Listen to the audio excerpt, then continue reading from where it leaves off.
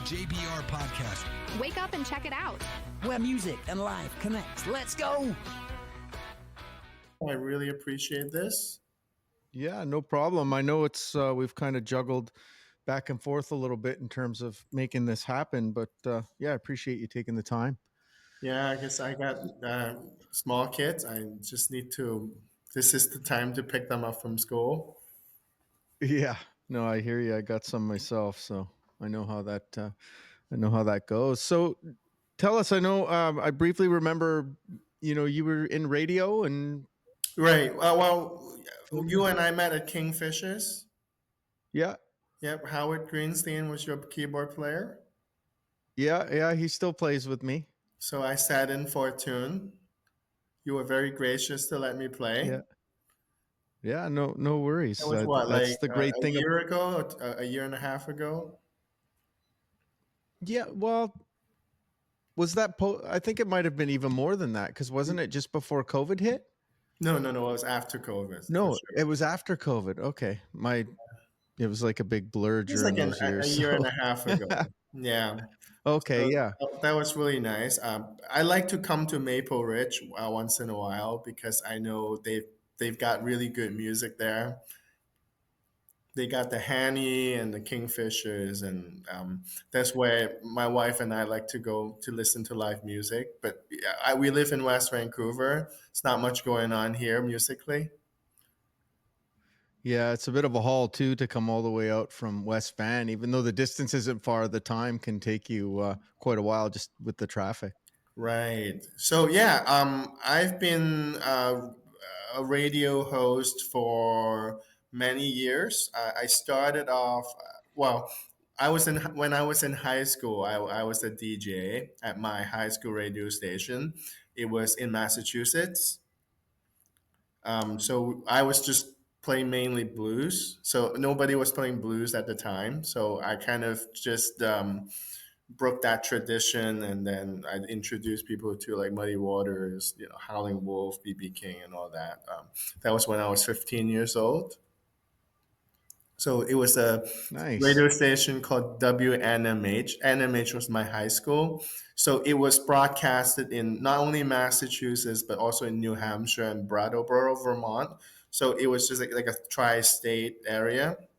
So we had the reception, so people in the neighborhood could listen to us. But of course, the way it was set up was kind of amateurish. But it kind of gave me an idea of how to juggle with we had cassette tapes, we had the CD players. I think they got rid of the turntables back then, so I didn't get a chance to mess with the turntables. I would love to because now vinyls are coming back in style. That was my first exposure to the radio. And then I was in Hong Kong about 15 years. I was in Hong Kong about 15 years ago. I went back to Hong Kong. That was my hometown. So when I went back to Hong Kong, I got hired as a radio host for government radio station called RTHK, and I played in. I was the host for this program called Jazzing Up, and it was the only jazz program in Hong Kong at the time. So, and it was a bilingual show. So I was half of the show was in English, and half of it was in Cantonese. So Okay. it catered to different population, people from different walks of life. And because of the radio show, I got hired as a columnist for Time Out Hong Kong, which it was an extension of the Time Out magazine from the U.S. So they decided to have a station in Hong Kong. So I got to write this jazz column, also called Jazzing Up. And because of the column, I got to interview a lot of the great jazz musicians who would come to town to perform, like the Yellow Jackets, Yeah. Jane Monheit, to name a few, Stacy Kent. So, and I got to interview them either in person, or back then we didn't have Zoom. So sometimes it was through a phone call. Sometimes I would see them in person. Sometimes before the performance, they would come into like a uh, we would maybe meet in the hotel lounge and have an interview, stuff like that. So I got to meet a lot of great musicians back then. And then about 10 years ago, 11 years ago, in 2014, my brother and I started to host this program on this D100 radio, which is a streaming platform, and we've been hosting it since. So it's about what, 2025, 11 years. And we got to interview a Wow. lot of great people like Harry Connick Jr., Stacey Kent again for the second time, Bob James, and a lot of really amazing musicians from Europe, from the United States, even from Canada. So yeah, so that's my history with radio. Nice. So is that like primarily like a jazz channel that you got going on? It's a jazz channel, but of course, being a bluesman myself, I played a lot of blues. In Hong Kong, aren't really able to tell the difference between jazz and blues. So I kind of piggyback a lot of blues materials in my program. So I kind of introduced the people to different genres, like the hard, SRV type, Freddie King. But I also introduced them to like jump blues, like like Louis Jordan, and um, the old Ray Charles tunes, and Little Milton. Yeah, Yeah. very cool. So like Roy Brown. Yeah. So my audience became very knowledgeable within these 10 to 11 years, because we just kept educating them with different blues players. And of course I play a lot of blues from my friends who are playing still playing today in the United States and Europe. Like one of my mentors is Bob Margolin. I think I told you about this when I saw you at Kingfishers. Yeah. He kind of brought me under his wings. So when he came, I used to be in Washington D.C. And when he came to DC with like Pine Top Perkins and Willie Big Eye Smith, he would get me to play harmonica with his band. So I was really honored. And we played a lot of gigs together. We even played to like swing dancers. And one of my before I left DC, one of my farewell gigs was with Bob Margolin and his band. So I was just really Wow. really honored. So Bob and I still keep in touch to this day. And I play a lot of his music, and also like a lot of the Muddy Waters music, a lot of Muddy Waters concerts that he played on. So I would introduce that kind of music to my audience. Oh, that's very cool. Yeah, I think I met him. I was a couple times. Was down in Memphis there for the IBCs. He was down there, but yeah, I don't know him very well. But amazing player, great player. Right. So that's yeah. And if he, it says a lot for your playing if he's getting you up on stage for sure. Well, you got me up on stage too, so I Yeah. treasure every opportunity I can get. But you told me you were great friends with Kim Wilson. Well, not great friends, but I was going to do an album before COVID hit, and he was going to play on the album, Yeah. and kind of get together Yeah. I met Kim a for few that. times. Yeah, I met Kim maybe twice. One time was in Annapolis, Maryland. He was playing with the Fabulous Thunderbirds, and at the time he had a really killer lineup. He had Nick Curran on guitar, and also Kurt Fletcher on guitar. But sadly, Yeah. Nick Curran passed away a few years ago. Yeah, I did some shows with them at the Commodore when Nick and Kirk were in the band, and And yeah, that was a really good band. It was unfortunate, you know, what happened with Nick. May Yeah, it he was Gene rest Gene in peace. Taylor on keyboards, Yeah, and Gene. it was Jimmy Yeah, Bott on drums. yeah. I didn't remember the drummer, but yeah, I remember Gene. Amazing He was, group. Like that yeah, it was was. like one of my favorite Fabulous Thunderbirds lineup. I mean, every single lineup was great, but this one was particularly memorable because I saw them live. Yeah, no, fair enough. I like well, obviously, everybody knows way back when the Jimmy Vaughn was in there, but when Duke Robillard was in the band Mm, as well, of he was a course, monster player. both of them. Yeah, that's that Texas style of stuff. But yeah, Kim's amazing, and I'm actually doing another album, but I'm going to be going to Calgary here in another month, doing Yeah, some I saw shows there. that. I was rooting for you. I was so happy. And I have to say it's a very courageous move. And I really applaud you for your you know courage and persistence and really keep the blues alive, which is amazing. Yeah, it's not an easy racket, and people have always heard me say on these podcasts, I'm in a position now that I'm thankful for where I can play because I want to, not because I have to. It was a lot of thinking for an album because, early on in my career, you'd make albums because you could make money off of it. It really helped push your career. You were, going for those record deals. And, in today's environment, like none of that exists anymore. Right. You'd be lucky if you make half your money back on what it costs you to do an album. So Well, it we begs used to the have we why. used to have direct sales, right? When Yeah, people used to buy CDs, and now CD is like a name card, right? exactly. That's I still, exactly it.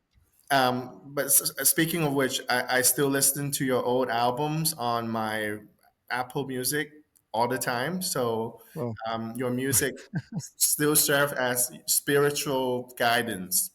So I want to well, thank you for I making You're room so for you're the guy. Listen, you're the guy giving me those Spotify listens. yeah, Spotify and Apple Music. Yeah, it's like, yeah, I think I had like ten streams. So apparently you were one of them. Right, right. Yeah, no, that's good. So are you in the Vancouver area right now? I'm in Vancouver. We moved here about 2 years ago. Me and my wife, and now my two children are with me. So when when I first met you at Kingfisher about a year and a half ago, I think we just got settled down. So at that time, things were still kind of like up in the air. It was kind of volatile. I wasn't sure if but if we wanted to make Vancouver our home. But one thing led to another. Both my wife and I got jobs. We were very fortunate. We were very thankful. And now we have made Vancouver our home. And our kids really love it here. They love their school. They enjoy being, in the neighborhood. And so, yeah, so we were just thankful that we made the right choice. Nice. That's good. Well, you'll have to get out and there's a lot of jams going on. I'm actually I think it's this Saturday. This Saturday I host one every Saturday at the Anavets out in Maple Ridge. They have a jam. I And would love Howard, to go. I would love to go. yeah, well, if you can make it out, I think it's this. I'm just going to pull my calendar up. Yeah, it is this Saturday, the 8th, February 8th is this Saturday for us. People watching might be a couple weeks ago, but yeah, Howard Greenstein plays keys there with me. So yeah, you should Yeah. you should come out and sit in and Yeah, I do would some playing always if you I can. always want to come out and see you play at the Anavad and also the Haney's and the historical is it how do you Y- the the Dudney Dooney. pub. Yeah, yeah, they I know call you it the play Church of there the all Blues. the time, so Yeah, So yeah, I've been very fortunate. I because I have two children, so I can't really stay out too late at night. But I've been thankful because you let me sit in that one time, and I had the chance to also play with like people like Steve Kozak, and Harrison Dubray, Curtis Yeah. Dubray, Yeah. Leslie Curtis and Harris. Leslie. Yeah. So they are amazing people, and I just feel like they make me feel welcome. You guys make me feel welcome here in Vancouver, and I want to get out more. I used to gig a lot when I was in Washington D.C. Um, I think I well back then it was before COVID times. I would gig like 3 or 4 times a week, so I was practically like a semi-professional musician at the time, even though I had a day job, you know, um, in the day. But I got to play a lot. But after COVID, it's more difficult now, I think. Yeah. It is for everyone. So tell me, you mentioned, you were doing school there and had some radio going in Massachusetts and then Washington D.C. and then back to Hong Kong Mhm. and now here in Vancouver. So, like, tell us how that went. Is that like the work, your work life, family life kind of, moving you around from place to place? Sure. Sometimes destiny takes you the way that you never expected. So I think a lot of the times I didn't really have control over it. So I went to high school in Massachusetts, and I went to college in Ithaca, New York. So that was my university days, and then I went to law school in Washington D.C. That's how I ended up in Washington D.C. because I went to law school, and that's when I picked up the harmonica. I didn't play anything before. I played the piano when I was a little kid, playing like Chopin and Mozart. Like some of Hmm. these little kids. So I learned the piano until I was about 18, 19 years old. But then at one point, I just, I had to deal with my parents. I'm like, I passed the examination. I don't want to take piano anymore. But now when I look back, I think piano really helped me understand a lot of the musical theories. Absolutely. So I thought that was actually a very good thing that my parent bestowed upon me. So yeah, so I was in law school. I went to Georgetown, and I was kind of bored because I was doing. I mean, I was doing what I was supposed to do academically. So one day I was walking on the street of Georgetown. I had a little harmonica in my backpack, which I never played. I purchased it because I really liked people like Little Walter and Sonny Boy Williamson and Kim Wilson. These people were my idols. I wanted to play like them, but whenever I picked up the harmonica, I couldn't play anything like that. One of the reasons was because the harmonica books didn't tell me to play like that. It was they just wanted me to play like Bob Dylan or Neil Young. And I like, as much as I like Bob Dylan and Neil Young, I don't like the way they play the harmonica. So I decided to kind of give it up. So I put it in my backpack. But one day I was walking on Georgetown. There was this guy, this African American guy, just playing the harmonica like Little Walter, like Sonny Boy Williamson, and I just thought this was amazing. So I went up to him and I said, "Hey, um, can you teach me a few things about harmonica?" And the first thing he said to me is like, "Which hole are you playing?" And I said, "I started to play from hole number 4." And he said, "Well, brother, you got it all wrong. You need to do this. You need to blow and draw on holes 1, 2, and 3. Go home and practice that. Practice that for a week, and then come back to me next week. Then you can play on hole number 4." That's what he said to me. So I went home. I did exactly what he said. and I got that blues sound immediately. So he basically taught me everything he knew about the harmonica in only like a few minutes. So this guy was amazing. I mean, so I was just so thankful to him that he opened me up musically. And then I started to go to these blues jams in Washington D.C. I not only did I go to the blues jam in D.C., I went to these really like sketchy places in Baltimore, Maryland. They had blues jams, but like I had to go through a lot of like different like dangerous neighborhoods. And there was this club. There was so much security. Like they had like 18 locks.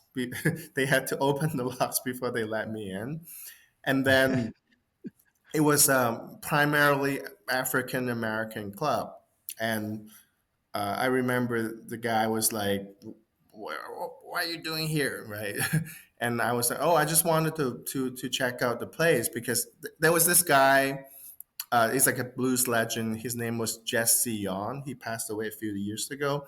Jesse was playing there. I wanted to check him out because he was very reputable and I really liked the way he sang. He sounded like a Bobby Blue Bland. Oh So wow. yeah, so I went in. Jesse was already there. He had his whole band. They were playing a lot of like really sweet like blues, like baritone sound. So he sang a lot of Bobby Blue Bland songs. He sang a little bit of like BB and played a little bit of Freddie King and Albert King tunes. So they saw this Asian guy walk in. I was with my brother. My brother was studying at Johns Hopkins at the time, so I brought him with me because I was a little bit scared of the neighborhood. So we both walked in, and they saw these two Asian guy. They're like, "What are you doing here?" I'm like, I was very brave back then. I you know, so I Yeah. introduced myself, and I was like, "Okay, I play with so and so before, and they introduced me to your music, and I would like to sit in with you." So Jesse was very cautious. So he was like, "Well, I've never heard you play before. So what I'm gonna do is this. I'm gonna sit out on the first song of my next set. You're gonna play. You're gonna play with my band. I'm gonna sit out. I want to hear how good you are first. And if you're good, I'm gonna let you sit in for the rest of my gig." So I was like, okay, cool deal. So so it was like a joint full of like primarily black people. So they were very skeptical at first, looking at me. And then I remember I was like playing maybe like the third or fourth note of that song with the band without Jesse being in the band. The whole place just got up and started dancing. So that moment, I knew I got it. I got the crowd. And then Jesse didn't wait for the second song. He just jumped right in and sang. And then we played the rest of the night. So that was a really good time. And everybody just opened up to me because at first they were all, it's like when it's like in a Jackie Chan movie, right? Like he walks into this club and bar and people just stare at him. But then when I start playing, the whole place melts down and everybody was just opening up musically, socially. And I just real at that moment I realized the power of music was undeniable. Hmm. Yeah, no, that's a cool story. I like that. I had similar one playing in Kansas, uh, Wichita, Kansas. I think it was Kansas City, Kansas, not Kansas City, Missouri. There's some places in the hood that were all black venues, and I remember walking in, and guys in the band were black. I was the only white guy.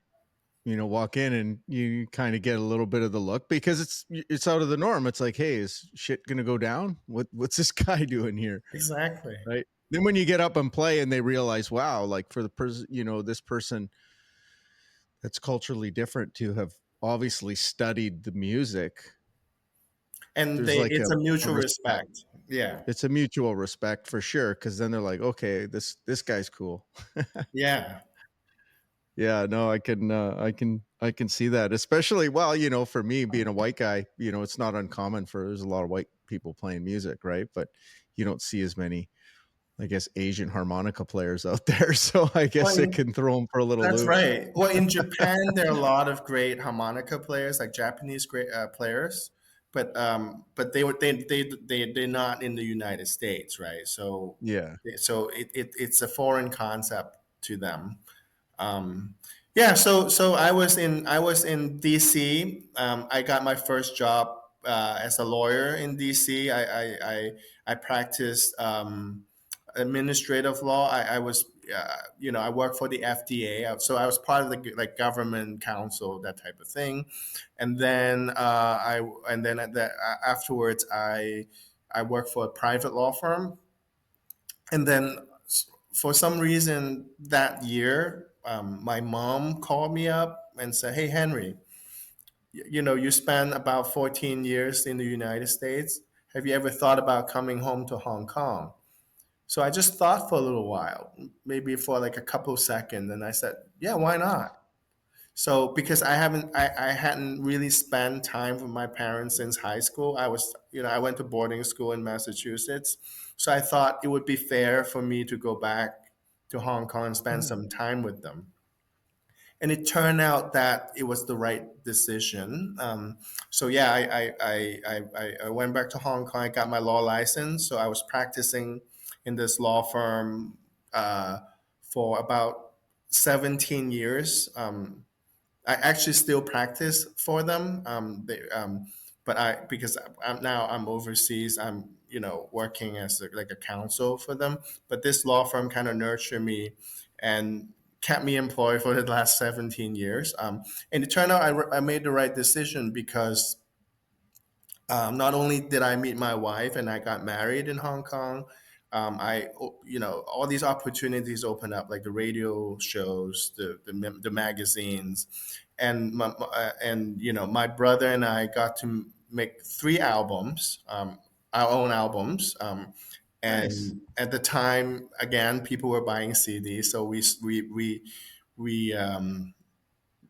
we sold a lot of our CDs back then. It was gospel blues type of thing, like because we are Christians, so a lot of the songs are they have a gospel undertone to it, um, Yeah. and because the first two albums were really successful, we um, we were very lucky. In about 2014, we got invited by our idol, the great Pastor Andre Crouch, who passed away 3 years ago, I think. He was the um, chorus leader for Michael Jackson's albums. Like Wow. he arranged chorus for like Man in the Mirror, and the Dangerous album, like Keeping the Faith, Yeah. Heal the World. He was like a 6-time Grammy Award winner. So he invited us to his church in Los Angeles, and we got to play in his in his band, like the Sunday church band, the worship band, and that band was amazing because it was like an all star. But of course, on Sunday they just play for God. So but it was just an amazing experience. And Andre's twin sister Sandra, who she also sang on these Michael Jackson albums. She was also there. So both of them were there to welcome us, and we sang in his church. We play harmonica. We played with the band. We were just jamming. It was amazing, and we were recording our third album at the time, but we didn't. We were too afraid to ask Andre if he would join our album. We would of course we had an idea of a part for him in a song, um, but we were just too afraid to ask. But we did ask anyways, and we said, "Oh, Pastor Andre, would you like to sing on one of our tunes?" And he just said like yes within 5 seconds. And he's like, "Hey, you know what? When are you recording?" I'm like, "Wednesday." "What time?" We said about 9 a.m. in the studio. So which studio? And we told him the studio name. He said, "Okay, count me in. I'll be there at 8:30." So Nice. Wednesday morning at 8:30 we went in. He was already there waiting for us. And it was just an amazing recording experience. Um, because he was such an idol to us. He arranged this African chants for the movie Lion King. Wow. Yeah, so and he arranged all these different like vocal parts for Quincy Jones, Madonna, Michael Jackson. So we listened to his stuff when we were very young, and getting to meet him in person, getting to record with him was just a dream come true. That's amazing. So, and what year did you do that? You said that was 24 2014. 2014. And was that your last album, or did That you was do our another one after last that?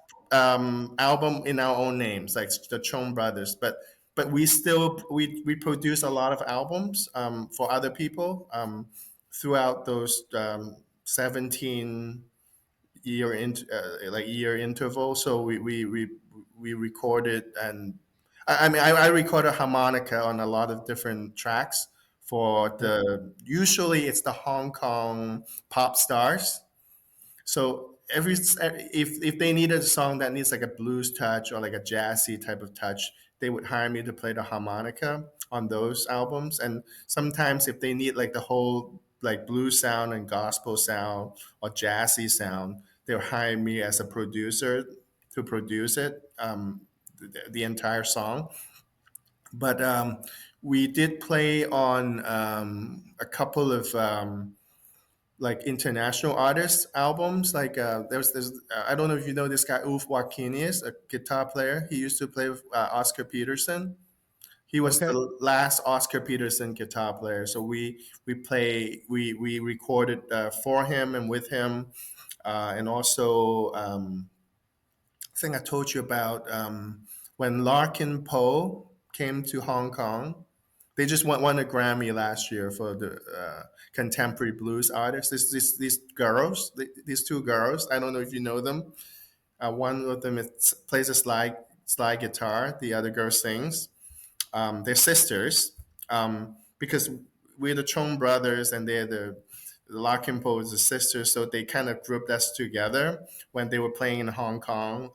At that point, they didn't have a Grammy yet, so they were quite new to the scene.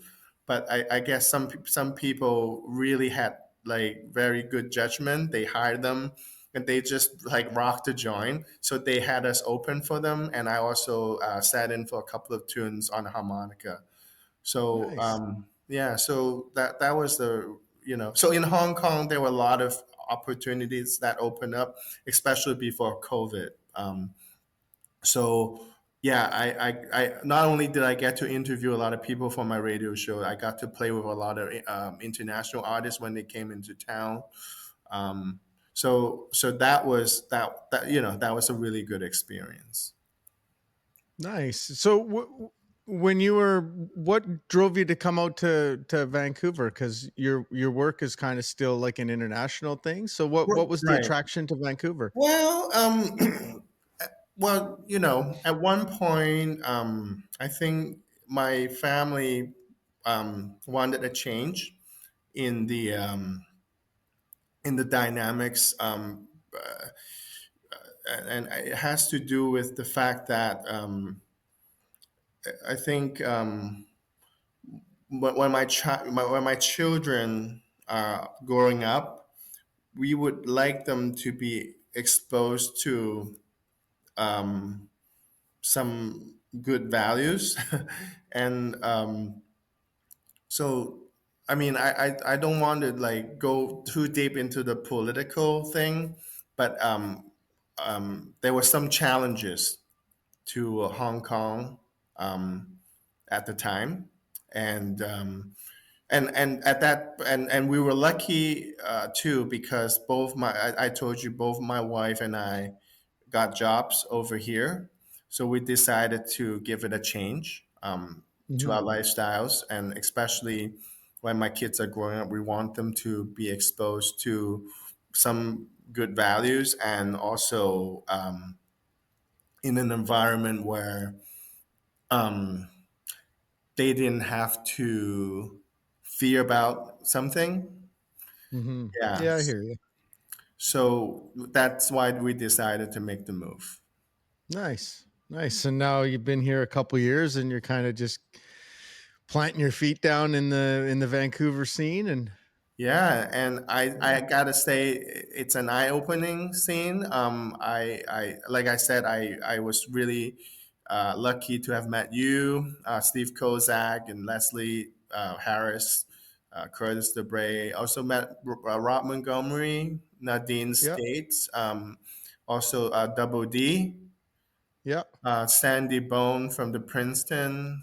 So I've been to these different places and, and watched some blues acts. Uh, um, Arson, yeah, Arson Shomakov. Yeah, you're touching on all the guys that are on the scene, and yeah. playing all around the Lower Mainland. That's cool. So I would love to play more, but if I could get the babysitter one of How these. old are your kids?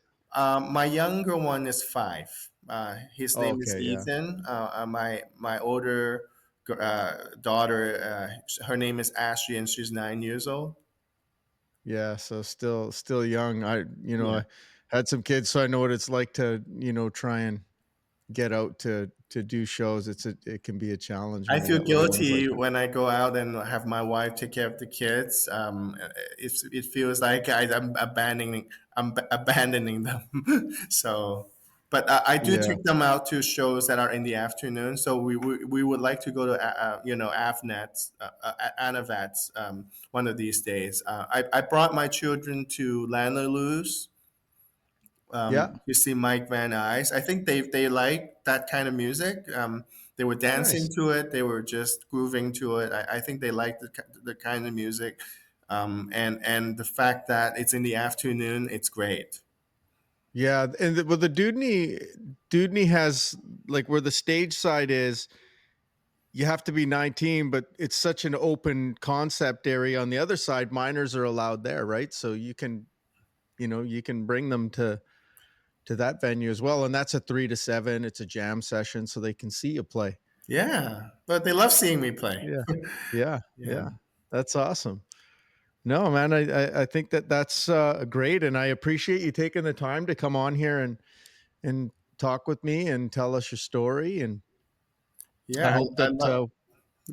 we get the opportunity to see each other some more in the future. Yeah, I loved when you interview these great artists. I think you interviewed Sherman Duchette. Yeah, I yeah. mean, he's a Sherman was great on not long harmonica ago. player. I love his playing. I saw him on video. I never met him in person. I saw him on video with Steve Kozak playing the Blue Frog. Yeah, yeah. He's up in the interior now, so if you're ever up that way, and I'm sure he'll be playing somewhere that you can check out. But yeah, he was a staple here in Vancouver for years. Him and Rob Montgomery. They had the Incognito band. Way back then, like when I was a kid, those were the guys I used to go sit in with. They would be hosting jams and get me up on stage and help That's out. awesome. Right. So yeah, no, that's cool. Right on. Well, you take care of yourself, and I hope to see you. I hope you can sneak away and maybe get out to one of the jams. And I'll definitely tell Howard you say hi. Please. I met him a couple of times afterward at the beach Yeah. in White Rock. So he was playing with the host band there. So that was an interesting jam because they didn't really have the monitors, so I could not really hear myself. But the Yeah. vibe was great. The people were really listening, and it was a very intimate joint. So I Yeah. had fun playing there. Yeah, no, that's a cool little place they got going on out there. Yeah, that's awesome. That's good. Well, you take care of yourself, and we'll talk soon, and definitely keep in touch. And if you can, send me some emails of the links if you've got anything to your music, because when I push this podcast out, I'll share some of those so people can check out your show, check out any of the music you've done, whatever you want to share. Just send it my Sure. way. I think I sent something to D. Okay. So it's like Okay. a Sure. bio type thing. So I can send it to you again. Sure. Yeah, I'll touch base with her, and we'll get that, and we'll get that all in here. All right. You take care. You take care of yourself. Take care, James. Okay. Have a Good good luck one. to your album. Yes. Thank you. Bye.